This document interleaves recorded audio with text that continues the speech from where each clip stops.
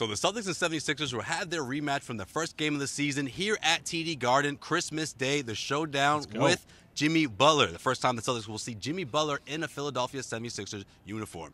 This segment is brought to you by 1in100.co, where you can sign up to win tickets to see future Celtics games, Bruins games, and Patriots games. And the initial entry is absolutely free. Head over to 1in100.co. That's 1in100.co. Fellas, obviously Jimmy Butler makes a huge difference for this team, for this matchup. But let's start right there.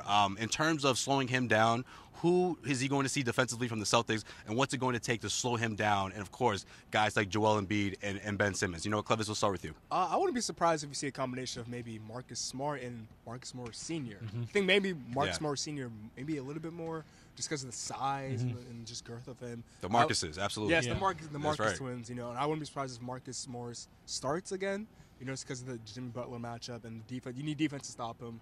But it will be interesting to see how they stop Ben Simmons. Because Kyrie Irving did point out that just because they have Jimmy Butler, they lost some guys in Sarge and Covington. How do you kind of replace that? But I think just to stop Butler, James' question is probably both the Marcuses. Yeah, I think the Marcuses create that physical perimeter presence, and that's what a guy like Jimmy Butler, better than others, can play against a physical defender. But he's at least going to cause him trouble, and Marcus Morris presents a bigger, perimeter defender. So I would agree with him. I think the two Marcuses are the best bet. Ben Simmons is a whole nother category. I mean, defending him in transition is nearly impossible.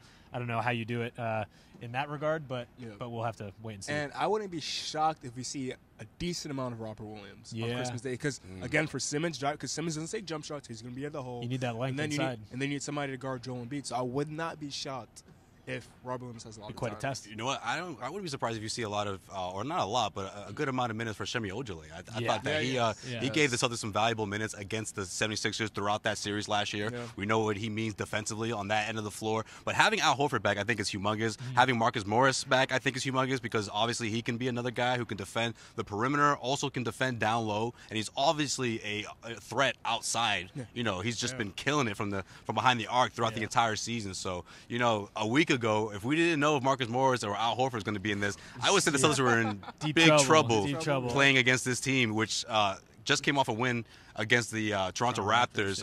And I get it. Obviously, the Toronto Raptors are the #1 team in the Eastern Conference, but they did beat them without Kawhi Leonard. So that's a much different team. However, it's still a win. It was still a win by 20-plus points. So let's face it, they're feeling themselves right now. They're going to come into Boston feeling pretty good about themselves. Jimmy brought in a lot of swagger to that locker room. He really did. And especially on the defensive side of the ball, they give a lot of teams fits. Like, they can beat the crap out of teams on the defensive side of the ball, which is, wears teams out like they did Toronto tonight. But I think you made a good point going back to what you said about Shemi Ojale. He did, despite, a horrible game on Friday night, he played pretty well against Giannis. And playing well against Giannis is preventing him from scoring 2,000 points, so that's fine. But that's a solid night. But he is good against long teams where he can be physical along that perimeter. So I wouldn't be surprised if we see a lot of him, too. You could tell, Semi is a guy that does not miss a gym day at all. No, he's built like a brick house.